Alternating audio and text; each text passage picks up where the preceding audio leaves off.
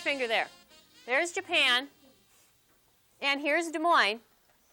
And it takes 13 hours to get from here all the way over to there. Now, learning geography and social studies usually involves reading a book or studying a map. It would be a lot more fun to just go visit those places, but impossible for a whole class of third graders. To solve that problem, these students at Holy Trinity in Des Moines picked a member of the class to represent them, someone who could be gone for 3 months and would write and share the experience of faraway exotic places, places that most of us only read about. If you're wondering who that lucky someone might be, his name is Murphy, and he's sitting in the back of the class. The kids like to be exposed to something more hands-on, something more that they can touch, or they can feel, or they can do.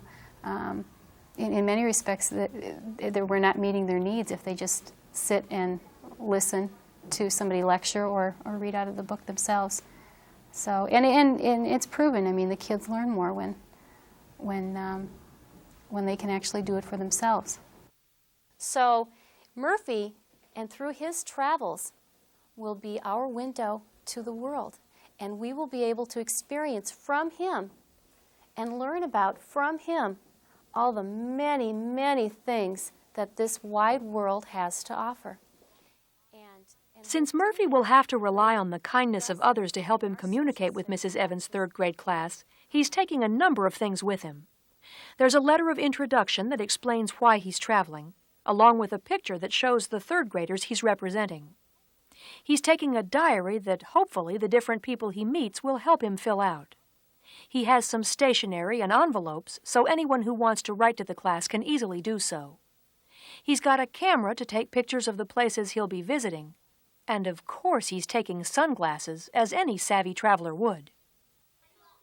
Don't you have a good goodbye for him? Say, I'll see you in 3 months. Okay. To help him get from place to place, Murphy needed the help of someone with connections.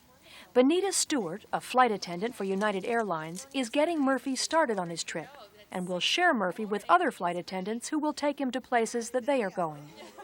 Murphy's not the first traveler to leave Holy Trinity on such a trip.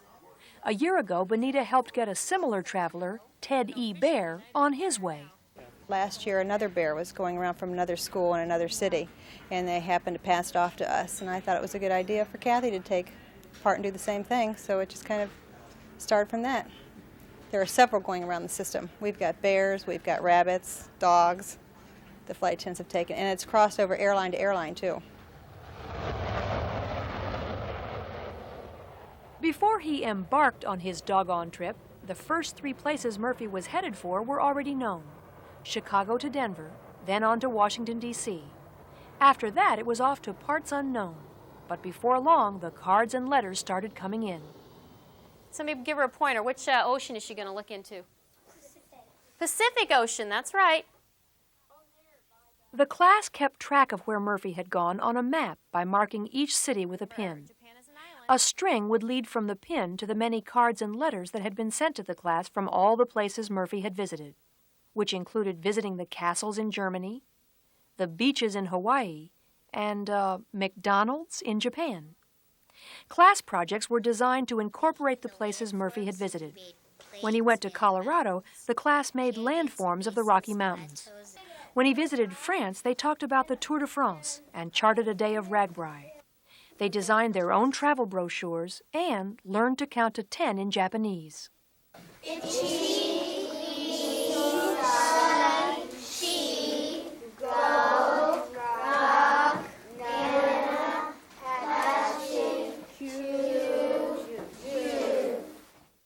They also had a food fair where different foods from the different lands Murphy had visited were sampled. Sauerkraut from Germany, fresh pineapple from Hawaii, even seaweed from Japan.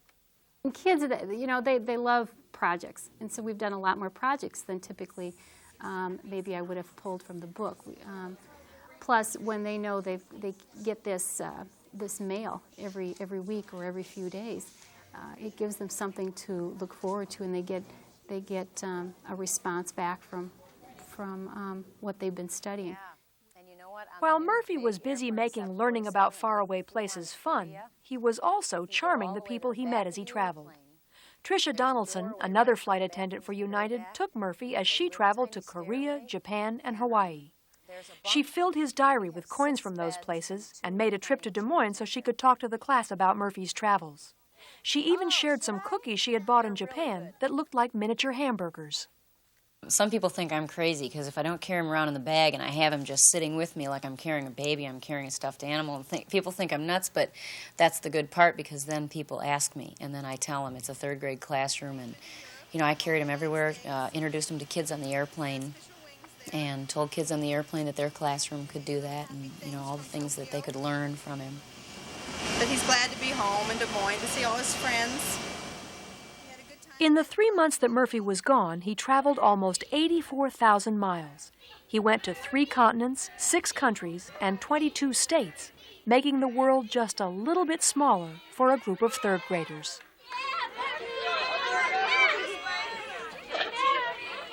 That education is more than just looking in a book and learning about it. They've actually experienced the world. They've experienced cultures. They've experienced geography. They've experienced making new friends. They've experienced being a traveler in their own little seats here in their desks. And Murphy has brought that to us through his travels. Should we take him home? Yeah!